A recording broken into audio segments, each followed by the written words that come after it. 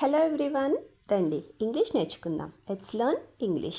ఈ వీడియోలో మనం కొన్ని ఎక్స్ప్రెసింగ్ ఒపీనియన్స్ని ఇంగ్లీష్లో ఎలా చెప్పాలో చూద్దాం. ఫస్ట్ వన్, అయితే ఏమి అనడానికి ఇంగ్లీష్లో వాట్ ఇఫ్. నెక్స్ట్ వన్, దానిని చేయి అనడానికి ఇంగ్లీష్లో డూ ఇట్.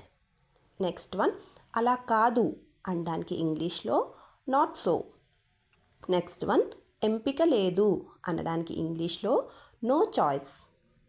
నెక్స్ట్ వన్, ఎప్పటికీ పొందవద్దు అనడానికి ఇంగ్లీష్లో never get it. Next one, దానిని విభజించండి అనడానికి ఇంగ్లీష్లో డివైడ్ ఇట్. నెక్స్ట్ వన్, నేను అనుకుంటున్నాను అనడానికి ఇంగ్లీష్లో ఐ థాట్. నెక్స్ట్ వన్, కొంటెతనం వద్దు అనడానికి ఇంగ్లీష్లో don't be silly. Next one, అలా చెయ్యొద్దు అనడానికి ఇంగ్లీష్లో ఏమంటారో కింద కామెంట్ సెక్షన్లో కామెంట్ చేసి చెప్పండి. ఫ్రెండ్స్, వీడియో నచ్చితే వీడియోని లైక్ చేసి ఛానల్ని సబ్స్క్రైబ్ చేసుకోండి.